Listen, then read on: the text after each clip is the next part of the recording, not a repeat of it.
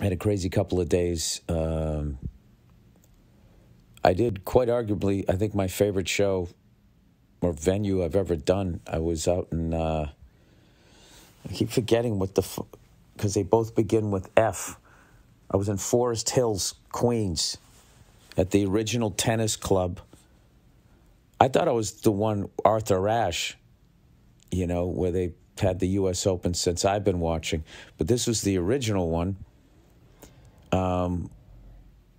That they had the U.S. Open there until 1977, which means it was probably the Jimmy Connors, John McEnroe, Chris Evert, before she was Chris Evert, Lloyd, all of that type of stuff. I don't know. But it was built in like the 1920s or something. Like the whole outside of it was like made out of stone. It reminded me of when I went to the Yale Bowl or Harvard Stadium. It was just sort of that era of stadiums. It was incredible. And they had these amazing pictures of the Beatles landing there. This is on one of their earlier tours before they played Shea Stadium. They did a gig there. They landed in this fucking giant, awkward-looking helicopter. And they had a picture of Jimi Hendrix there on stage. But it was just a fucking magical place. There was a whole bunch of people there, but it felt like I was I just felt like I was in like a comedy club. And Keith Robinson went on first and absolutely murdered. I had Josh Adam Myers been playing the, what do you call it, the trailer for the movie I'm working on, Old Dads. That did great. And I came out at it was basically dusk. And while I was up there, the sun went all the way down. And I don't know, I'm trying to think of, it was just, out of all the crazy places I performed in New York City, I think that's it. It's not even think, it is. It's my favorite venue.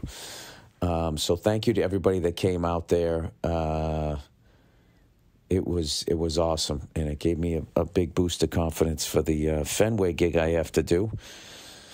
When I go up to Boston, I'm hanging out here in New York for a couple more days, and then, I don't know, work my way up to fucking Boston and do that. So, anyway, I didn't get back to doing the show. So I worked with Keith Robinson, which I haven't done a road gig with him in fucking forever. He came out and absolutely destroyed.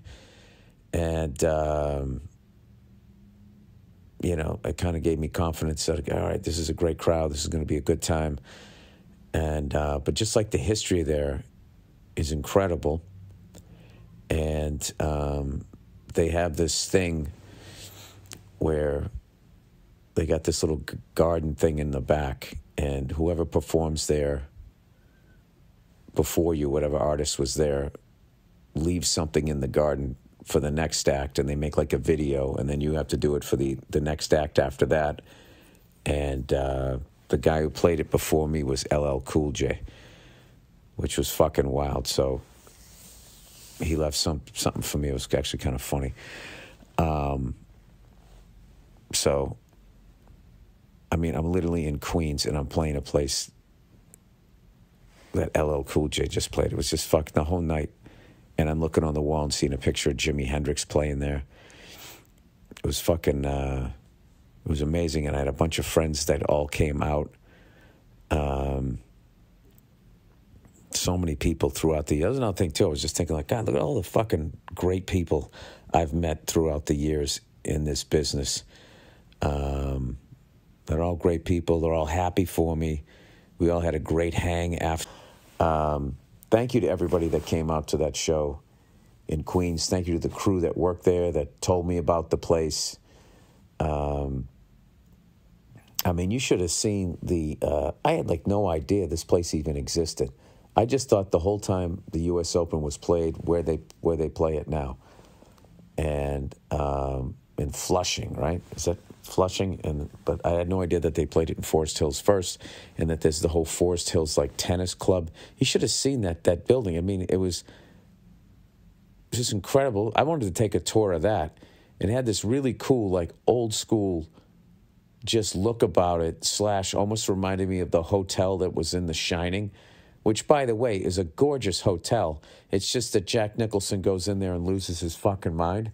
If you can just get past the movie, it's a beautiful hotel, and this seemed to be like the same era of architecture, and I really, really thought it was fucking gorgeous. So, I don't know, who knows? If I ever get to play there again, I think I'm going to come in a day early and maybe take a tour of the tennis club and take a look a little bit more of the venue. But I can't even describe you what it was like to be on that stage with, like, it was dusk, so the sun was already over the horizon, but all the colors were up in the sky. It was fucking unbelievable. And then it was kind of funny with all of that beauty. I was up there doing shit jokes.